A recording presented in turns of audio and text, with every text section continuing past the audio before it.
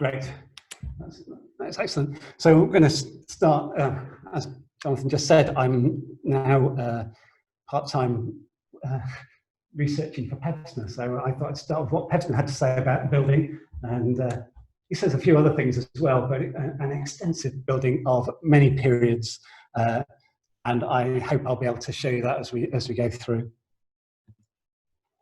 So my aims for tonight are to briefly introduce you to what buildings archaeology is all about, and then to take you on a buildings archaeology tour of 23 Stonegate. And I hope at the end of the day, I might encourage you to look up as you walk around York and ask questions about buildings, because there's some wonderful buildings and lots to see. So archaeology, you know, people think of archaeology as the picture on the left, digging down into the ground, time team, all that sort of stuff. But actually archaeology is the study of the human past through any material remains. So those can be above ground or below ground. They can be documents in archives. They can be artifacts in museums. So archaeologists would legitimately go and study any of these things. So you have to remember that. But looking at our top right picture, you can see some archaeologists digging a hole in the ground, and you see all those little white markers, and those are where they've found things. And basically, what that's saying is that the deeper you find things, the older it is.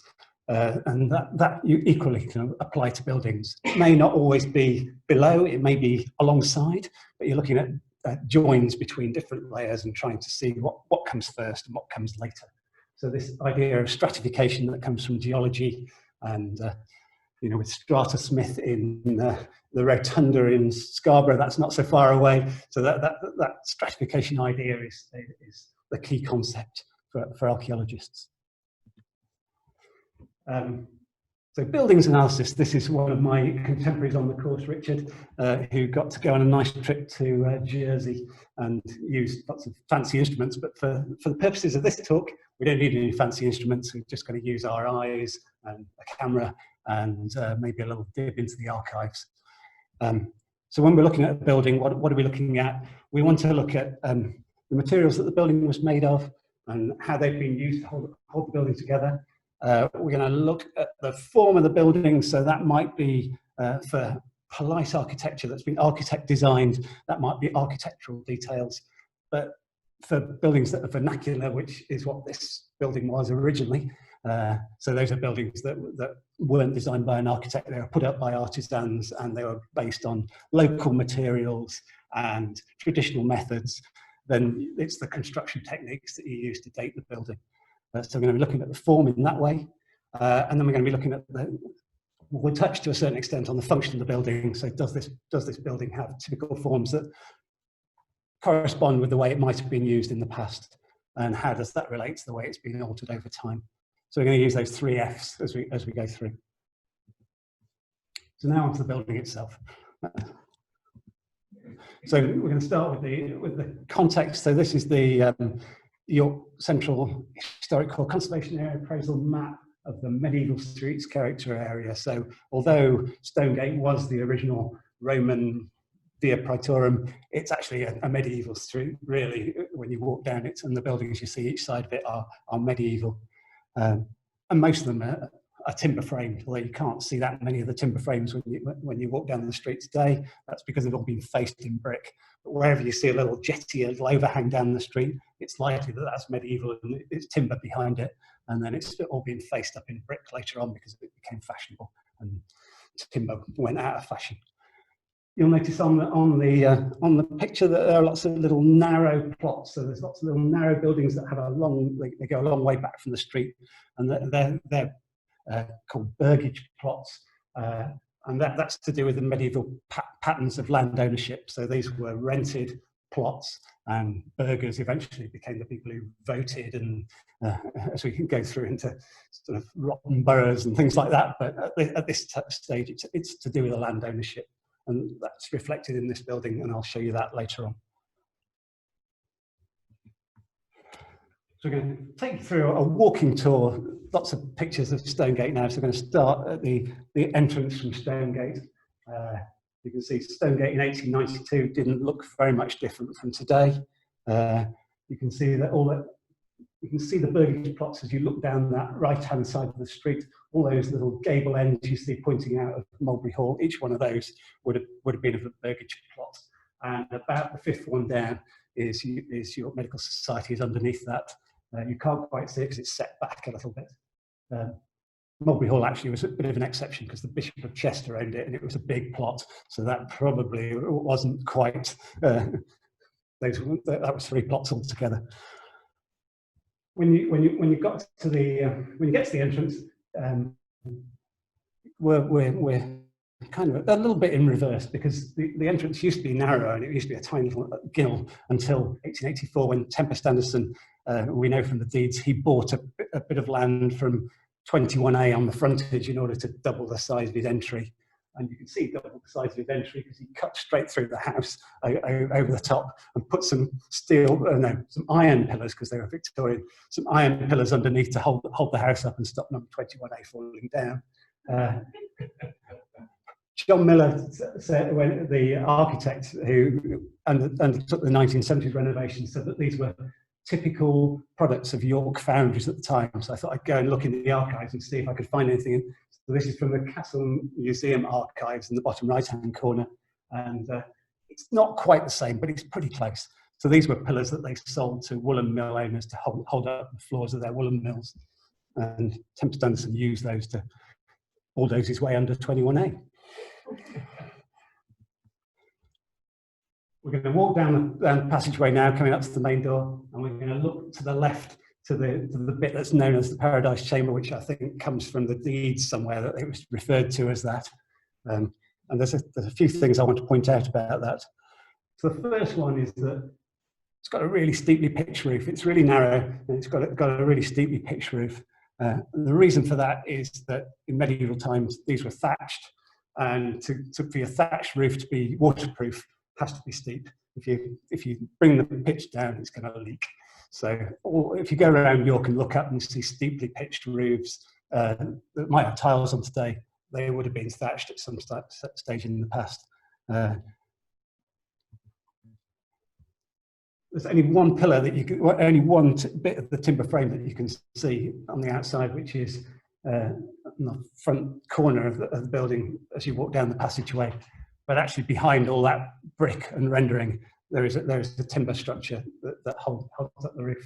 You can see it in one place. And if you go inside into what used to be the Medical Society office, you can in the ceiling you can see this feature called Stop Chamfered beams.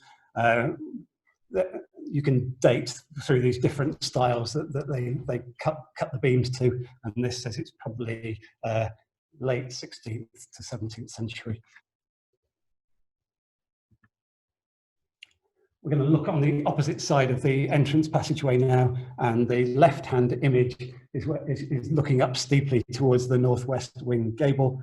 The far right-hand image is looking at the same gable, but it's actually a photo that's taken out of one of the back storage rooms in what used to be Mulberry Hall. It was a rather strange day trying to get into there and saying, I'm a buildings archaeologist and I'm York State University, and can I get in your storeroom and take a photograph out the window? Rather odd, but it did. What you can see on the end there is the truss, which is the framework of a demolished medieval building. The picture in the middle shows the end of it looking up at the far right-hand end, and you can see that there's a timber frame sticking up, which instead of having a tie beam coming across, has just been sawn off and left standing.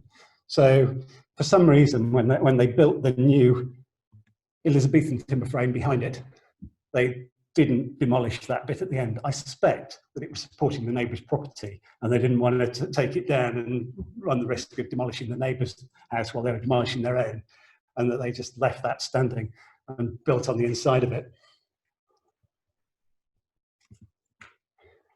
And then what happens to this wing? Well, going on to the 19th century, you can see there's a brick structure that's been built right around the Elizabethan bit and over the top of the medieval truss. And this was all built when Tempest Anderson decided to build the medical staircase with the serpents on.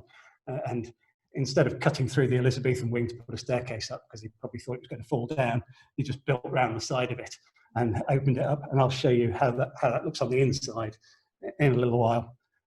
But he raised the roof at the same time. So it's built around and about the old Elizabethan structure. So coming up to the main door, we're now going to look above the main door, and you can see that there's another timber frame up there. But there's a difference about this timber frame. If you compare this timber frame with the one that we were just looking at, all those beams are really crisp and sharp. Their edges are all really sharp, and they just don't look as moth-eaten as the ones we've been looking at before. So this is a later timber frame. And the other thing that tells you it's later is that the roof is not as steep. So the roof's been built for tiles. So when this was heightened in the 19th century, they could build it at a lesser angle because they knew they were going to tile it. Which begs the question about the 1590 rainwater head that's on the front. So we've got a 19th century structure with a 1590 rainwater head on the front.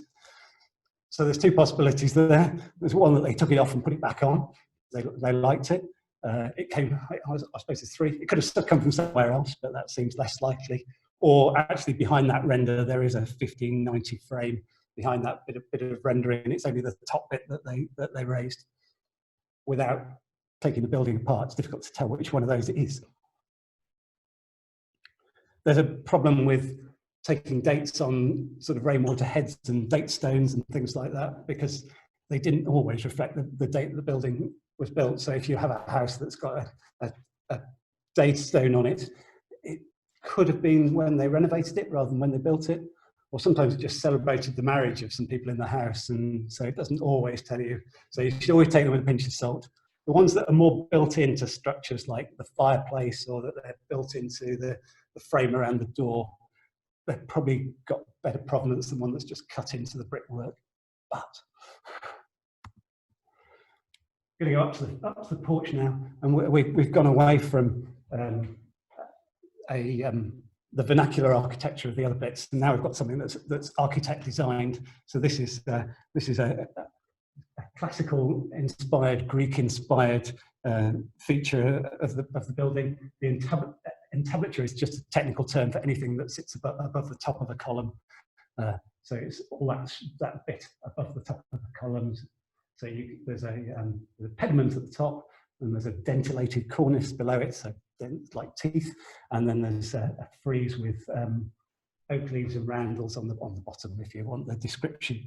But it shows it's classically inspired, so it was brought back by people going on their grand tours, brought back these ideas of classical architecture, and then it was codified and written into manuals, and so somebody wanted that. The odd thing about this is that you've got two mid-18th century doors sitting underneath it, which is like usually you have one central door. So why are there two? Well, it could be that it was the consulting room at this stage for Tempest Anderson's father. So it could be that one side was the consulting room, the other side was the house. But I'm going to show you perhaps another explanation on the next slide. So what we know if we take the timber structure of the building apart is that it was originally two buildings.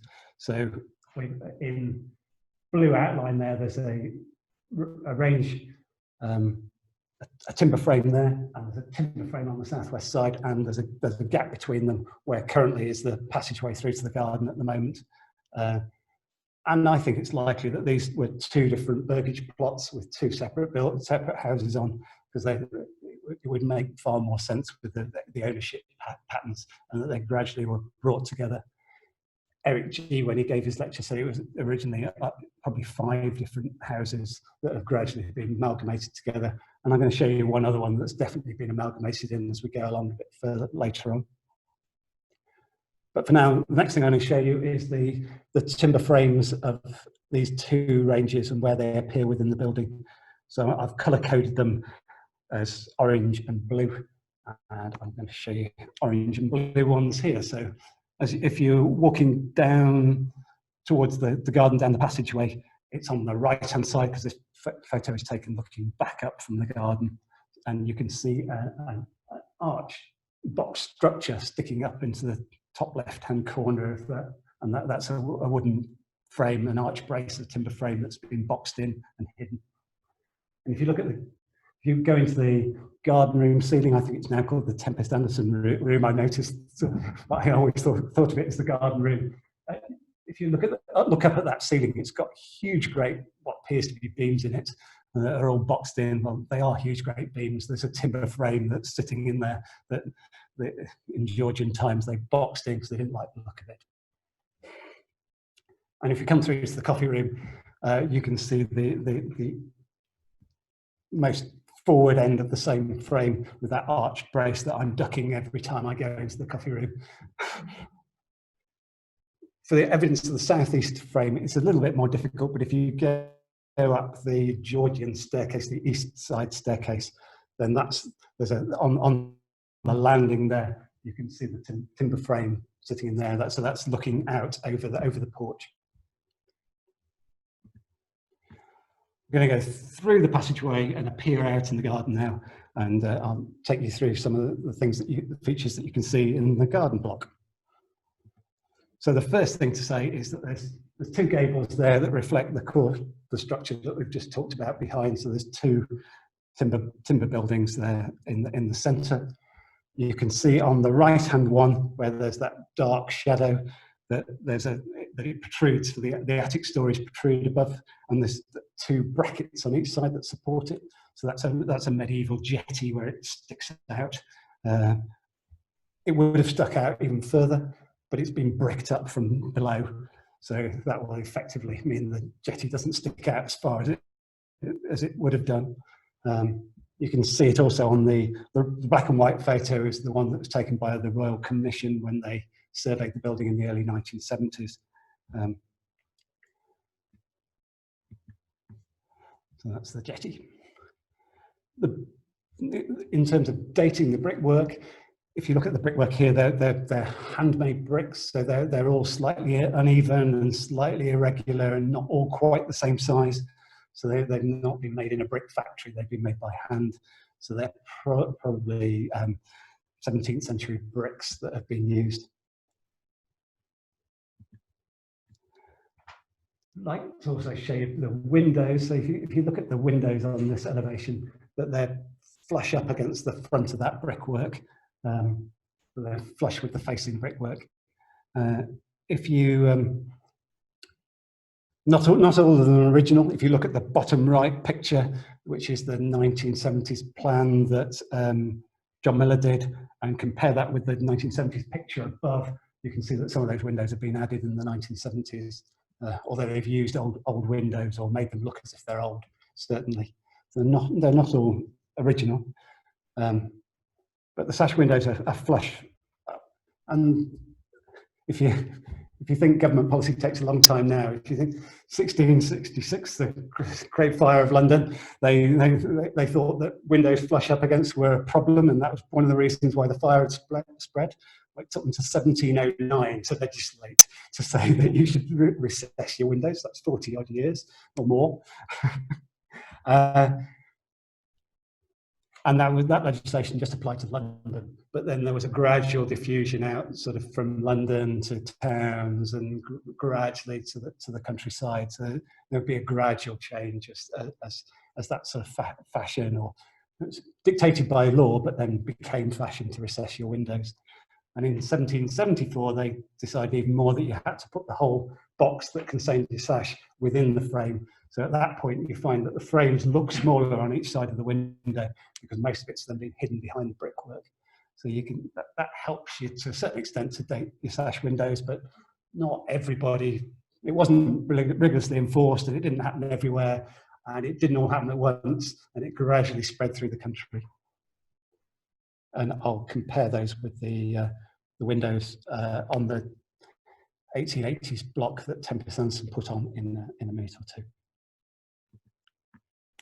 We're just going to turn slightly to the right to the southeast wing now, which is that funny sort of tower structure that when you're standing in the garden to the right-hand side. Again, this is a timber framed structure. The only place you can see the timber frame is just underneath the eaves. but it doesn't really show very well in these photographs. But if you compare the early 1970s photo on the right with how it looks now, you can see that various holes have been punched in it. So to make a flat in the 1970s, they built a staircase on the outside and put the door in.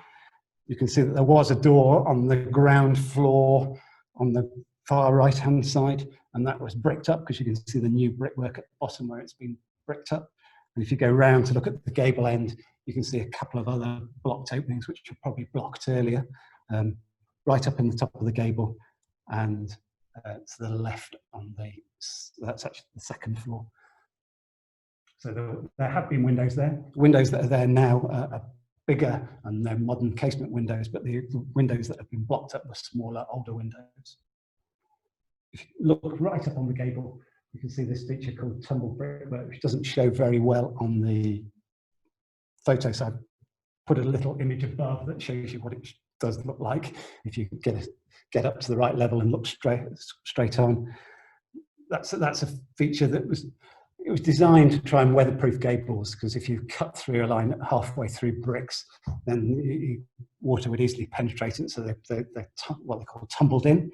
That's a design feature that we got from the Dutch, probably in the 17th century. It's quite common in East Yorkshire particularly, where there's even more of a Dutch influence. But we can see it here, and it helps us to date this tower, or to date the brickwork on the tower anyway. If we go round to the other side of that tower structure, and now the picture on the left is standing on the steps going up to Barley Hall and looking back, and you can see the chimney. The big chimney on the left-hand side is the chimney on the back of that tower structure, and you can just see the roof of the tower just in the top left-hand corner. So there are odd things about this. There are loads of windows facing what's somebody else's property, which seems a bit odd because you wouldn't usually put all your windows facing somebody else's yard. And the explanation for this is that all these buildings used to belong to Barley Hall and were bought by Tempest Anderson's father, and then amalgamated into the 23 Stonegate. You can also tell that from the cellar access, which apparently to get to the cellar underneath that tower, you go through Barley Hall. So the cellar was part of it. You could say that those windows look new and that they've been put in later. They are new and have been put in later, but if you look above the window, you can see the soldier courses, which are the bricks laid on end that were above the previous windows were in. So there was at least 2 windows in that ground floor. So although these windows are newer, there were loads of windows in that face.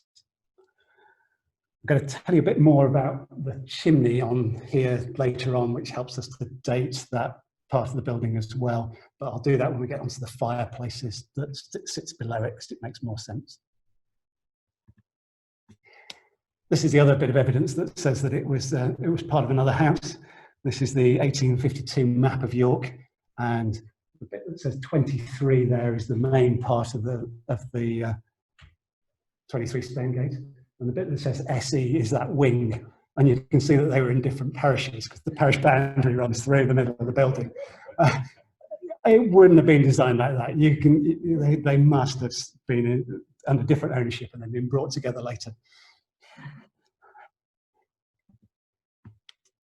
We're going to go back into the garden, and we're going to turn to look at the left-hand wing when you're standing in the garden, which was put up in the 1880s by Tempest Anderson for entertainment.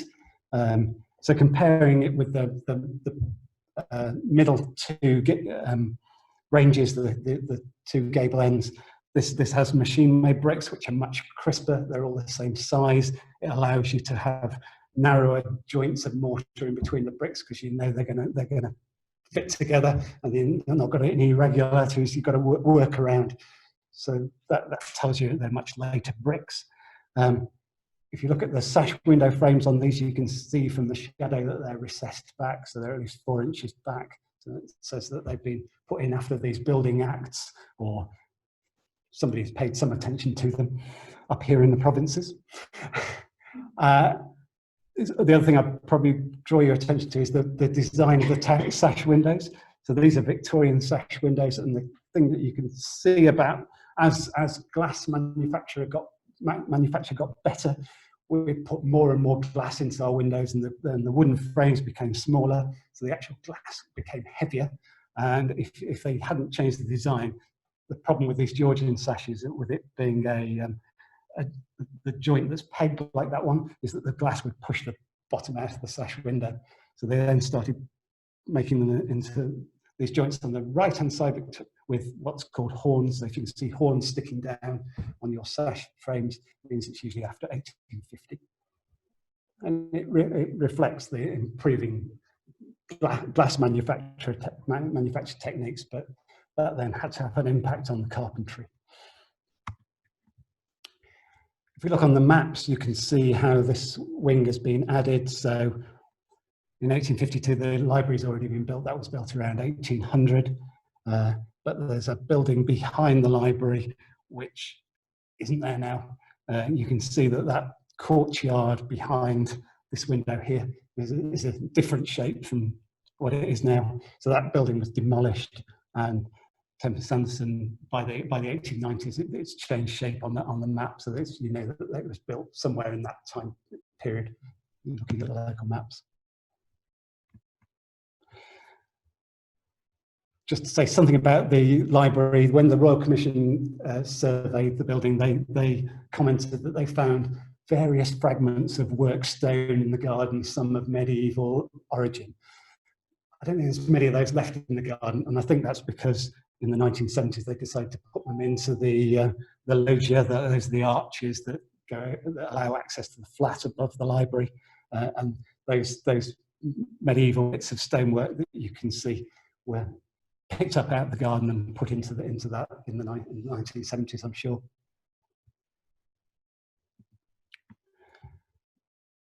Moving round again into the West Courtyard, which is the courtyard that sits between the lecture theatre where we are now and the coffee room. So again, I'm going to look up at the joint between those two. So you can see there's a straight line joint there, and the timber frame of the Elizabethan building on the left-hand side is cut by the later brick structure that Tempest Anderson added. You can see that there's a window that's been cut in that's an odd shape as well, with that pointed top window that's been put in just to get around the arch braces of the frame. You wouldn't make a window that shape. Looking at the other side of Tempest Anderson's entertainment wing, you can see this bowed gable, which is it wasn't cheap to do that. And if you look at the window sill of this room, it's a continuous piece of stone, the window sill.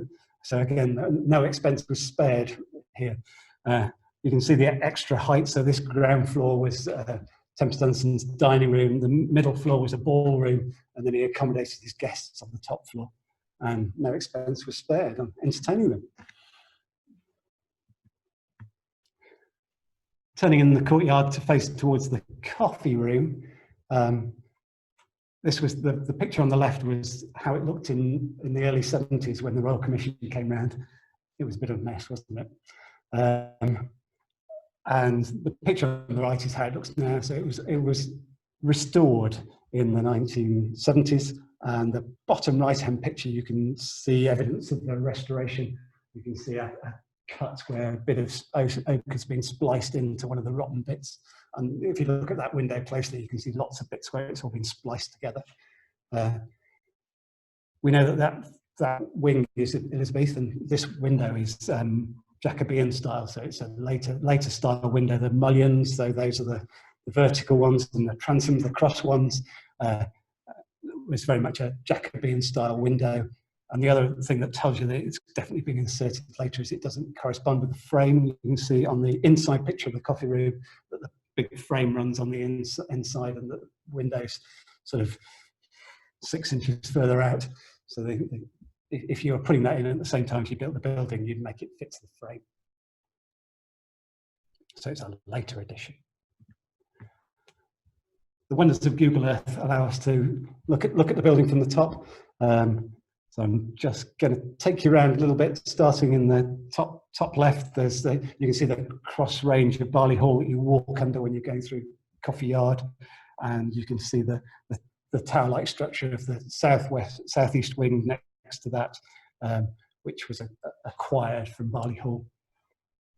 You can see the bit where the roof's been raised in the middle in the 19th century. Coming right to the front, you can see that steep pitched roof of the Paradise Chamber with a grey slate roof on it. In the central range, you see lots of dormer windows. Those are all been added in the 1970s. They weren't there before that. So when John Miller created the flats upstairs, he put lots of dormers into the roof. There's a very large Elizabethan chimney that comes through, not quite square, out of the roof, and I'm going to show you something about that chimney in a little while. And then you can see Tempest Anderson's 1880 entertainment block and the library on the right-hand side. I'm going to come inside the building now, and we're just going to look at the staircases. So this is the east side staircase, and the picture on the right-hand side is from the Royal Commission's files, and they didn't take that many pictures of staircases in York, but the Medical Society staircase made it in because it's a fantastic staircase. When I put a few features of it, the open strung means you haven't got a board down the side of it. You can see the steps on it from the side. That was more complicated to make and more complicated to keep up. So it was a posh staircase. The ascending volute is that curly structure that you're looking down onto, and it is particularly beautiful here. We talked about the balusters, and the newel post is what supports the volute. The other staircase is the sort of medical one that you probably all know with the serpents on. I'm not going to concentrate on the staircase, although it is a different fashion. So the fashions have changed by the middle of the 19th century, and the straight flight staircase rather than the one that keeps going around the corners like the 1751 in the East Wing. But what I would like to draw your attention to is that you can see the Elizabethan timber frame that was worked around to create the staircase, and I've tried to show where all those columns. And if you look into the base of that column with the dotted line, there's a bit where the panelling that they were all cased in doesn't quite reach the floor, and in there you can see some of the timber beams and the pegging that held the timber beams together. So it's all hidden there inside the structure if you look carefully enough.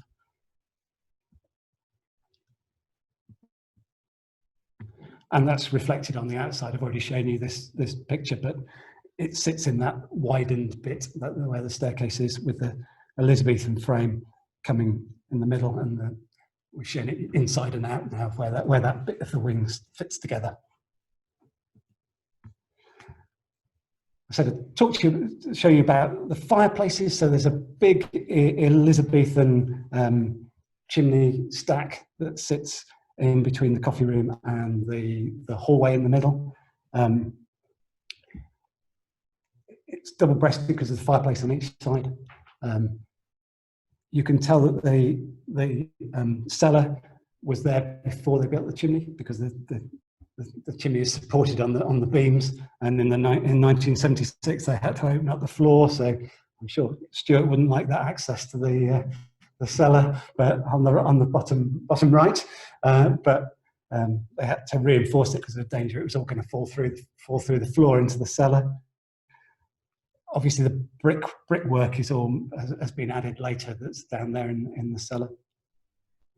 Whilst we're in the coffee room, the 19th century iron columns support some of the Elizabethan structure above, and they took a wall out there in order to make it into Tempest Anderson's kitchen. The fireplace in that room, spot the similarity here. So the right-hand picture was from the Royal Commission in the early 1970s, and when they took that picture, that overmantel, which is the bit above the mantelpiece, was in the first floor at the back. So it was in the room that's above the garden room now, and they moved it. So there was a chimney that went up through there, but John Miller took it down completely. So there was another chimney that came out of the garden room and up through the roof. And when you look on the Google Earth, there's no chimney coming out of there. So having taken the chimney down, he then had nowhere to put the fireplace and the overmantel, so they brought it downstairs. He also said that all the panelling in the coffee room was assembled from it being used for wardrobes and partitions and all sorts of things, and it was all brought down from upstairs and brought into the coffee room. So that coffee room is completely synthetic. It's it's a 16th, 17th century panelling, but it wasn't there originally. It's all been moved. Couple of other fireplaces to show you. I think this might be my last pictures. So if you go into Stonegate medical practice, there's an old fireplace. The brescimer is the beam that goes across the top of the opening of your fireplace, and there's a photocopier that sits underneath that now. But the moulding, the double roll moulding on there, so it's probably Elizabethan. It's in the little corridor in Stonegate medical practice now. The right-hand one, I said I'd tell you about the chimney that sat beneath the wing that used to be the Barley Hall kitchen. And it did used to be the kitchen wing of Barley Hall, because when they were putting up kitchens at that stage, you usually didn't have your kitchen in your house, because you were worried that your kitchen was going to catch fire, because it was an big open roaring fire. So the kitchen was often across the yard. And when on these burgage blocks, you'd have the shop at the front, then the house, and there'd be a space, then there'd be the kitchen, and then going right out the back, there'd be the midden and and the well, uncomfortably next to each other. So this fireplace that's still in the Stonegate medical practice is at an angle across the corner. The fire surround now is 19th century, but behind there's a huge great grate that would have been a big open hearth with iron dogs and for it to be a kitchen. And that style of having a fireplace sitting diagonally across the corner also helps you to date that wing as being very much 16th, 17th century. So, hope I've shown you that what Pevner said, that 23 Stonegate is an extensive building of many periods, is true. And it's a great building to show you what buildings archaeology is all about, because there's so many different periods and different bits built up over and above and around each other.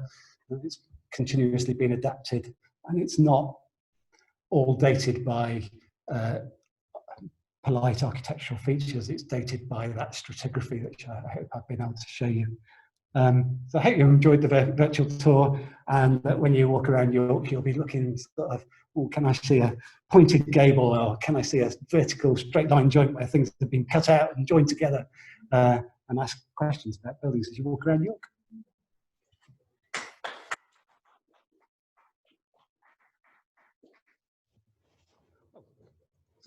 If you're interested.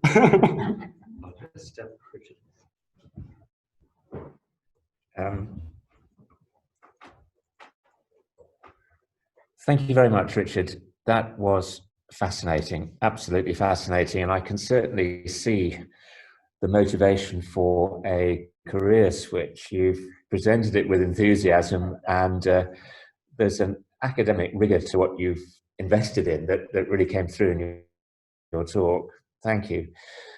One of the other things that struck me was that I'm very glad I'm not president of the society in the 1970s when they had to do all that renovation. That must have been a challenge. I know they had an architect, but for the board at that point of the society, it must have been really quite something to have done all that and to have managed the finance and had it all under their auspices. I'm sure there will be questions. If anybody there on Zoom wishes to ask any questions, if you haven't already done so, please post them on chat. I don't know, Sarah, if there have been any as yet. We have a couple here in the room, so perhaps if I can ask Richard to come back to the lectern, and then we can ask a couple of questions.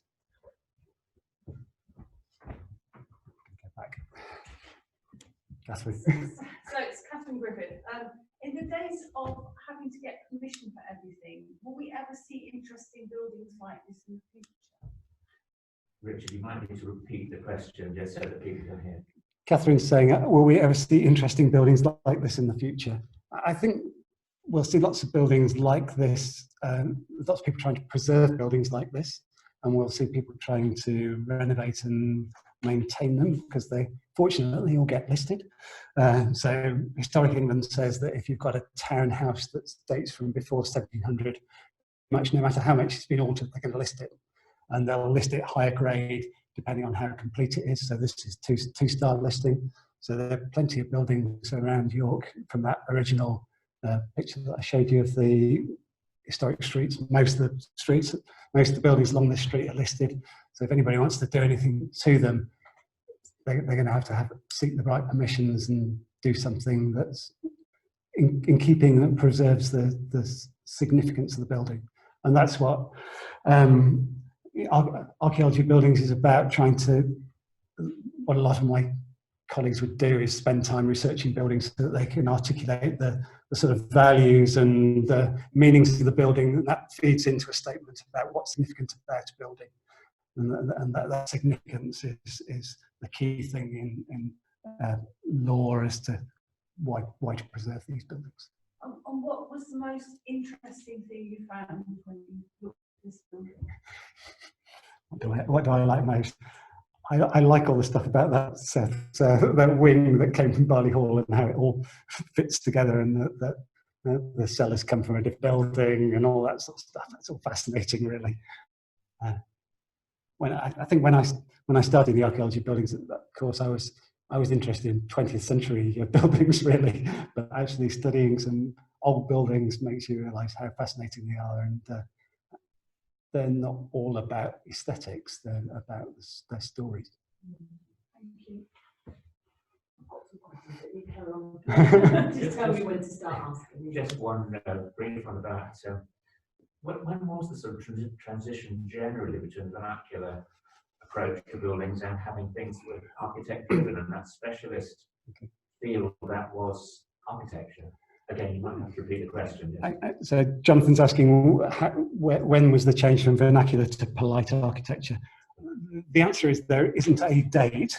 There's something called the vernacular threshold that they talk about, which basically, if we go back to this stage, there were polite buildings when Stonegate was first being built, but those were churches probably and royal palaces, and maybe some really wealthy. So they were a minority of the buildings that have been built, and gradually over time that threshold has come down, so that the influence of architect designs gradually filtered through into artisans.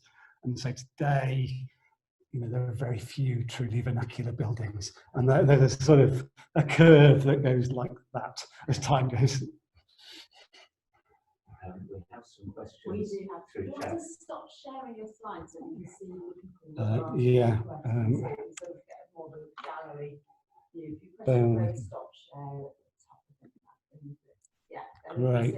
we can see the people that are asking. And I've got Susan Reedy has got a question. I'm going to ask her to unmute and see if this works. Hopefully she will see that message.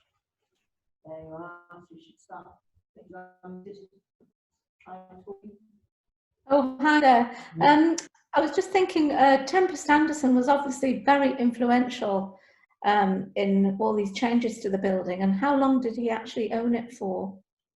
Well, he inherited it from his father, and I'm trying to remember when that was.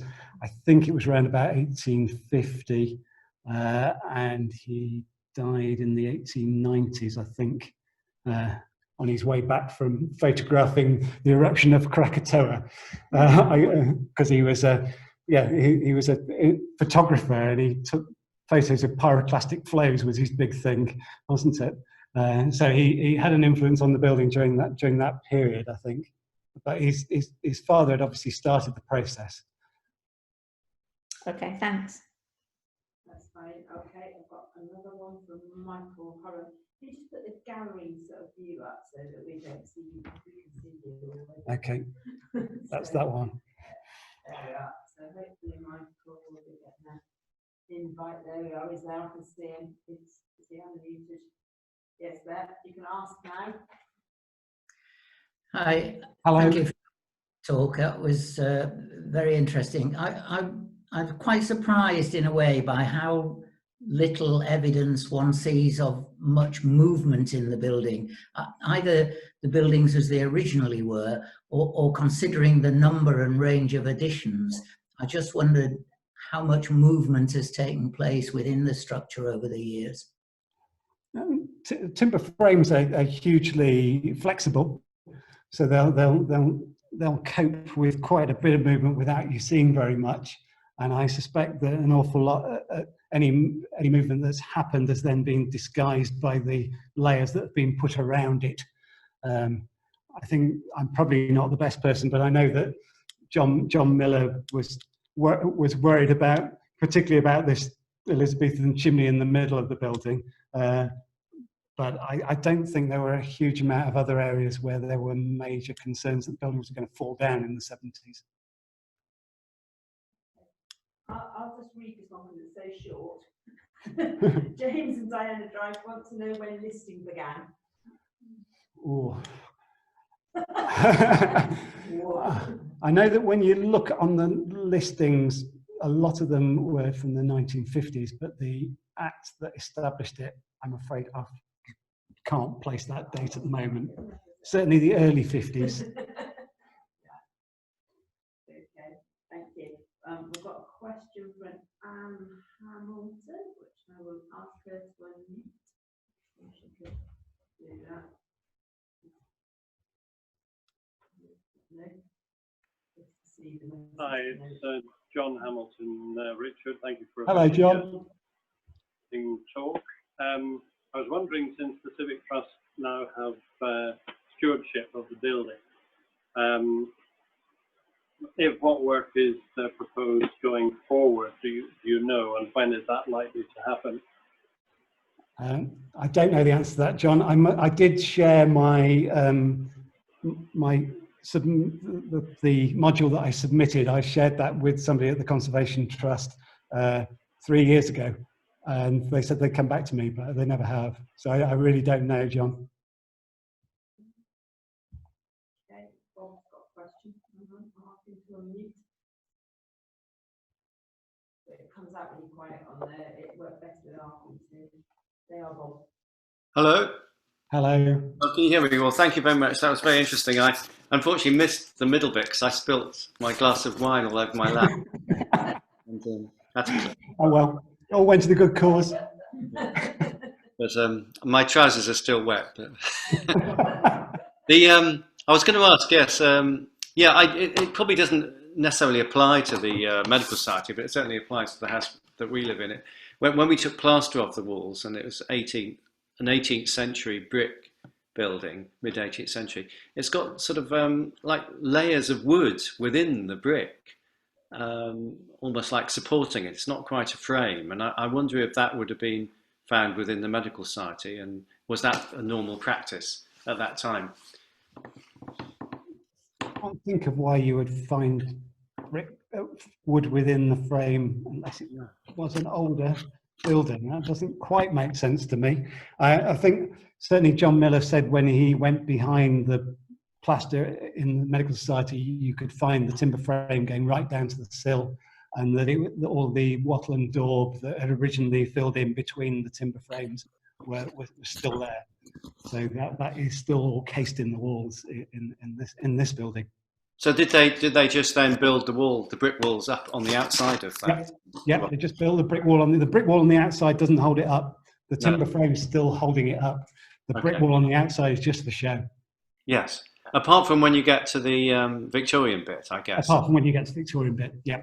But is that like a single brick wall going up?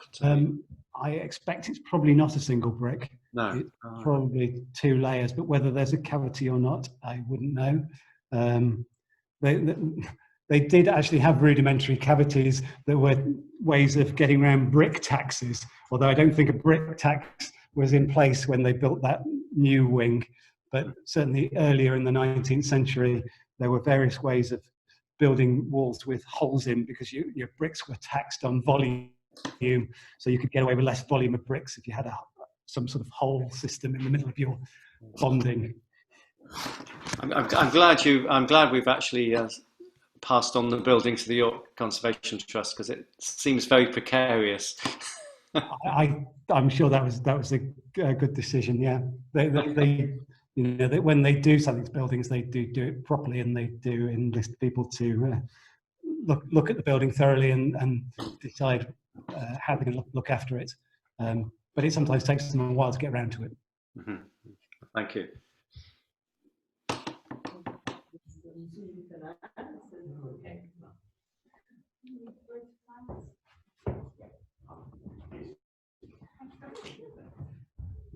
Well, thank you again, Richard, for the replies to the questions. Very interesting questions there.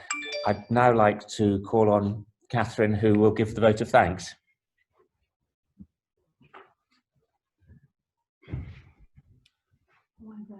So, thank you very much. It's been an absolutely fascinating evening, and I'm sure we've all enjoyed it very much. I'm sure we've learnt a lot, and I would hope that as a part of the social committee and other members here, we might invite you to come back, COVID allowing, and do a tour of the building and show us some of these things in person. And I'd also like to say we have a buildings group as part of the board of the Medical Society, which you might be interested in helping us with. So I think it's been a win-win this evening, and I'd like to thank you very much.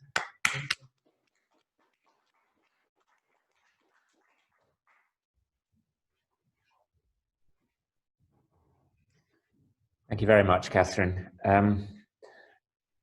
Next on the agenda is any other business. I'm not sure we've got any in the room here, but we